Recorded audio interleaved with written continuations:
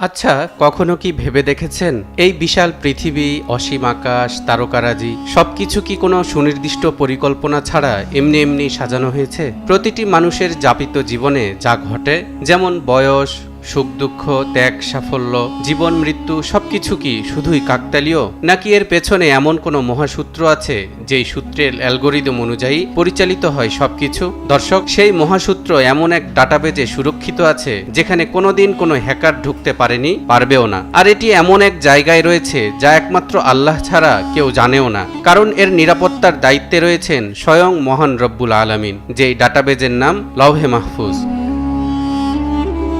এটি এমন এক কিতাব যেখানে এই বিশাল জগতের প্রতিটি ঘটনা, প্রতিটি মুহূর্ত, প্রতিটি জন্ম ও মৃত্যু সবকিছু এক জায়গায় লেখা আছে। লওহে মাহফুজ হলো সেই সুরক্ষিত বই যেখানে সৃষ্টির শুরু থেকে শেষ পর্যন্ত সমস্ত ঘটনা রেকর্ড করা আছে, এমনকি মানুষের জীবনের প্রতিটি পদক্ষেপও এতে লিখিত।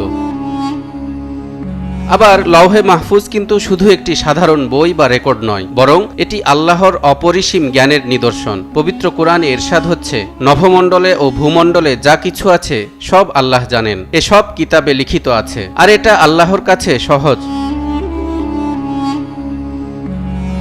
এই আয়াত থেকে বোঝা যায় লওহে মাহফুজে শুধু মানুষের কর্মই নয়, বরং সমস্ত সৃষ্টির কার্যক্রম এবং প্রকৃতি সংক্রান্ত সবকিছু লেখা আছে। এর মধ্যে মানুষের জন্ম মৃত্যু, তার জীবনের প্রতিটি মুহূর্তের ঘটনা, তার সফলতা বা ব্যর্থতা, এমনকি তার গন্তব্য নির্ধারিত। এটি আল্লাহর অপরিসীম জ্ঞানের প্রতীক, যা অগণিত বছর আগে থেকেই ঠিক করা হয়েছে, কিন্তু তা আমাদের সামনে প্রকাশিত হয় না, বরং তার বাস্তবায়ন আল্লাহর নির্ধারিত সময়ে ঘটে। দর্শক, এবার আসুন লওহে মাহফুজ কিসের তৈরি, এটি কত বড়, এর ধরন কেমন, এটি কোথায় অবস্থিত, এসব বিষয় জানার চেষ্টা করি। হযরত ইবনে আব্বাস রাদিয়াল্লাহু তাআলা আনহু বলেন, লওহে মাহফুজ লাল ইয়াকুত পাথরের তৈরি। তার উপরের অংশ আরশের সাথে সংযুক্ত এবং নিচের অংশ একজন সম্মানিত ফেরেশতার উপর। হযরত আনাস রাদিয়াল্লাহু তাআলা আনহু বলেন, লওহে মাহফুজ হযরত ইসরাফিলের পিঠের উপর। হযরত মাকাতিল রহমাতুল্লাহ আলাইহি বলেন, লওহে মাহফুজ আরশের ডান দিকে অবস্থিত। ইমাম সুয়ুতি রহমতুল্লাহ আলাইহি বলেন, হযরত ইবনে আব্বাস রাদিয়াল্লাহু তাআলা আনহু বলেছেন, আল্লাহ তাআলা লওহে মাহফুজকে 100 বছরের দূরত্বের পথ সমান সৃষ্টি করেছেন। হযরত ইবনে আব্বাস রাদিয়াল্লাহু তাআলা আনহু বলেন, লওহে মাহফুজের দৈর্ঘ্য আসমান জমিনের সমান, প্রস্থ পূর্ব পশ্চিমের সমান, আর তা নির্মিত হয়েছে মূল্যবান মণিমুক্তা দ্বারা। আল্লাহ তাআলা সর্বপ্রথম কলম সৃষ্টি করে তাকে আদেশ দেন লওহে মাহফুজে সমস্ত কিছুর বিবরণ লিখিত আকারে সংরক্ষণ করতে। মহানবী হযরত মুহাম্মদ সাল্লাল্লাহু আলাইহি ওয়াসাল্লামের উপর কুরআন নাজিল হবার আগে তা এই সুরক্ষিত ফলকেই সংরক্ষিত ছিল। আল্লাহ বলেন, বরং এটা তো সেই মহাগ্রন্থ আল কোরআন যা লওহে মাহফুজে লিপিবদ্ধ। এবার প্রশ্ন হচ্ছে, এটি কি মানুষের জীবনের সঙ্গে সম্পর্কিত? উত্তর, অবশ্যই এটি মানুষের প্রতিদিনের জীবনের সাথে সম্পর্কিত। মানুষের অজ্ঞতার কারণে সে হয়তো মনে করতে পারে তার সমস্ত কর্মকাণ্ডই তার নিজের সিদ্ধান্তের ফল, কিন্তু বাস্তবে সেসব কিছুই লওহে মাহফুজে লেখা রয়েছে। ইসলামিক বিশ্বাস অনুযায়ী আল্লাহ যা লিখে রেখেছেন তা সমস্ত সৃষ্টির জন্য পূর্ব নির্ধারিত।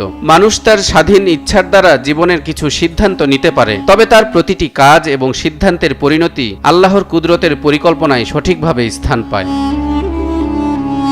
অতএব লওহে মাহফুজের মধ্যে প্রতিটি মানুষের জীবনের প্রতিটি স্নায়ু, প্রতিটি সিদ্ধান্ত এবং প্রতিটি ঘটনা একত্রিত রয়েছে। সেই সাথে তার ভাগ্য, তার কর্মফল, তার জীবনের শুরু ও শেষ, এমনকি তার রিজিকের পরিমাণও নির্ধারিত রয়েছে।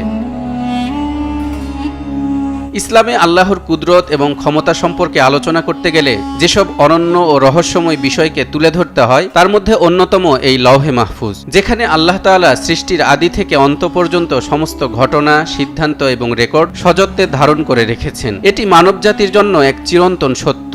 আল্লাহ সর্বদা সবকিছু জানেন এবং তার পরিকল্পনা অবিচলিত। আমাদের জীবন, কর্ম এবং পরিণতি এই মহান ডাটাবেস থেকেই নির্ধারিত, আর এটি আল্লাহর মহিমা এবং তার অসীম জ্ঞানের একটি উদাহরণ। এই মহান জ্ঞান কেবল আমাদের মানসিকতা ও বিশ্বাসকে শক্তিশালী করে, যাতে আমরা বুঝতে পারি পৃথিবীতে ঘটে যাওয়া প্রতিটি ঘটনা আল্লাহর ইচ্ছার অধীনে এবং তার সিদ্ধান্ত অনুযায়ী। আল্লাহর প্রতি পূর্ণ বিশ্বাস ও আনুগত্য আমাদের আখিরাতের পথ সুগম করতে সহায়তা করবে। তালহা ইবনে রেজা, নিউজ 24।